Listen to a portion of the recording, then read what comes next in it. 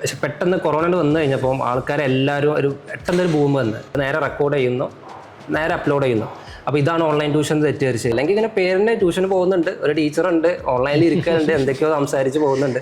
അത് ഇപ്പോഴത്തെ കുട്ടികൾ 1-2 മണിക്കൂറൊന്നും ഓരി ഇരിക്കൂല. പുതിയ ജനറേഷൻ കുട്ടികളൊന്നും ഭയങ്കര ഡിഫിക്കൽട്ടാണ് പിടിച്ചിരുത്താണ്. ടീച്ചേഴ്സ് അപ്ഡേറ്റഡ് ആവുക എന്നുള്ളത് ഭയങ്കര ഇതാണ്.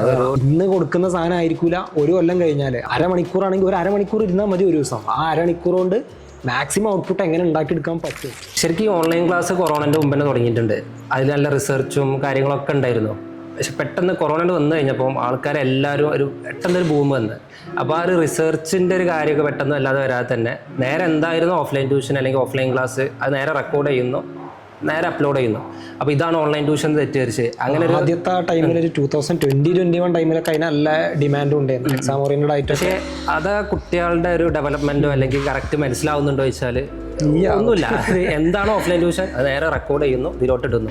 അപ്പോൾ കുട്ടികളെ അറ്റൻഷൻ സ്പാനൊക്കെ പ്രത്യേകിച്ച് ഈ പുതിയ ജനറേഷൻ കുട്ടികളൊന്നും ഭയങ്കര ഡിഫിക്കൽട്ടാണ് പിടിച്ചിരുത്താണ്. അത് നേരെ ഓൺലൈനായിട്ട് വിട്ടാൽ വലിയ കാര്യം. അതാണ് പറഞ്ഞത്, തുടങ്ങാൻ എളുപ്പമാണ്, പിന്നെ അത് മെയിൻറ്റെയിൻ ചെയ്ത് പോകണമെങ്കിലാണ്. അതിൽ നല്ലൊരു ടെക്നിക്കൽ സപ്പോർട്ടോ ടെക്നിക്കലി നല്ല എമൗണ്ട് ഇൻവെസ്റ്റ് ചെയ്ത് കഴിഞ്ഞാൽ തന്നെ അതിൻ്റെ ഒരു റിസൾട്ട് ഓറിയൻറ്റഡ് ആക്കാൻ പറ്റുള്ളൂ ഓൺലൈൻ ട്യൂഷൻ. ഇപ്പോൾ എസ്പെഷ്യലി ഇൻഡിവിജ്വൽ ട്യൂഷൻ ആണെങ്കിലൊക്കെ നല്ലൊരു ഇൻവെസ്റ്റ്മെൻറ്റ് ഇതിലോട്ട് വന്നു കഴിഞ്ഞാൽ മാത്രമേ ഇത് ഇമ്പ്രൂവ് ആവുള്ളൂ, റിസൾട്ട് ഓറിയൻറ്റഡ് ആവുള്ളൂ. അല്ലെങ്കിൽ ഇങ്ങനെ പേരിന് ട്യൂഷന് പോകുന്നുണ്ട്, ഒരു ടീച്ചറുണ്ട്, ഓൺലൈനിൽ ഇരിക്കുന്നുണ്ട്, എന്തൊക്കെയോ സംസാരിച്ച് പോകുന്നുണ്ട്, റിസൾട്ട് ഉണ്ടോ ചോദിച്ചാൽ ഡിപ്പെൻസ്. ഈ ഓൺലൈനായിട്ട് മാത്തമാറ്റിക്സ് ഒക്കെ പോലത്തെ സബ്ജക്റ്റ് പഠിപ്പിച്ചെടുത്ത് കുട്ടിക്ക് റിസൾട്ടാണ് ഉണ്ടാക്കി കൊടുക്കുക എന്നൊക്കെ പറയുന്നത്. അപ്പോൾ അതിൽ ഒന്നുള്ളത് ആക്ടിവിറ്റീസ് കൊണ്ടുവരിക, പിന്നെ വേണമെങ്കിൽ ഗെയിമിഫിക്കേഷൻ എന്നൊക്കെ പറഞ്ഞു വരാം. ഇപ്പോഴത്തെ കുട്ടികളൊക്കെ അതായത് അത്രയും ഗെയിമിന്റെ ലെവലൊക്കെ നമുക്ക് എഡ്യൂക്കേഷനിൽ കൊണ്ടുവരാന്ന് പറഞ്ഞാൽ അറിയില്ല, റിസർച്ചൊക്കെ നടക്കുന്നുണ്ട്.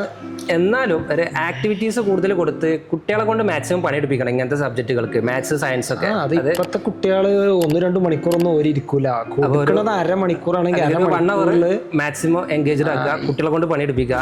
അവർക്ക് എന്തെങ്കിലുമൊക്കെ ചെയ്യുന്നുണ്ടെന്നുള്ളൊരു ഫീൽ, കുറേ ഇങ്ങനെ കേട്ടിരിക്കാനും അവർക്ക് താല്പര്യം ഉണ്ടാക്കുക. അപ്പോൾ അവരെ കൊണ്ട് പണിയെടുപ്പിക്കുക, അവർ പഠിക്കുക എന്നുള്ള രീതിയിലോട്ടൊക്കെ മാറ്റാൻ നല്ല രീതിയിലുള്ള ഈ ടെക്നോളജിയിൽ ഭയങ്കര നല്ല രീതിയിൽ ഇൻവെസ്റ്റ് ചെയ്യേണ്ടി വരും. നമ്മുടെ മെറ്റീരിയൽ നല്ല രീതിയിൽ ഇൻവെസ്റ്റ് ചെയ്യേണ്ടി വരും. അപ്പോൾ അങ്ങനെയൊക്കെ ചെയ്യുമ്പോഴേ അത് നമ്മളെ ക്യൂ ലെവലാണെങ്കിൽ തന്നെ ടീച്ചേഴ്സിന് പ്രോപ്പറായിട്ട് അതിനുള്ള ട്രെയിനിങ് കൊടുക്കണ്ട. അതായത് കുട്ടികളെ കൊണ്ട് എങ്ങനെ പണിയെടുപ്പിക്കണം. അരമണിക്കൂറാണെങ്കിൽ ഒരു അരമണിക്കൂർ ഇരുന്നാൽ മതി ഒരു ദിവസം. ആ അരമണിക്കൂർ കൊണ്ട് മാക്സിമം ഔട്ട്പുട്ട് എങ്ങനെ ഉണ്ടാക്കിയെടുക്കാൻ പറ്റും. ശരിക്കും അതാണ് വേണ്ടത്. ടീച്ചേഴ്സ് അപ്ഡേറ്റഡ് ആവുക എന്നുള്ളത് ഭയങ്കര ഇതാണ്. ഒരു ട്രഡീഷണൽ ക്ലാസ് പോലെ വെറുതെ എന്തൊക്കെയോ സംസാരിച്ച് പ്രോബ്ലം ചെയ്ത് കൊടുത്ത് ഫുൾ സൊല്യൂഷൻ എഴുതി കൊടുത്ത് അതൊന്നും ഇനി നടക്കില്ല. കുട്ടികൾക്ക് റിസൾട്ട് വേണമെങ്കിൽ ചുരുങ്ങിയ സമയം വരെ കിട്ടുള്ളൂ.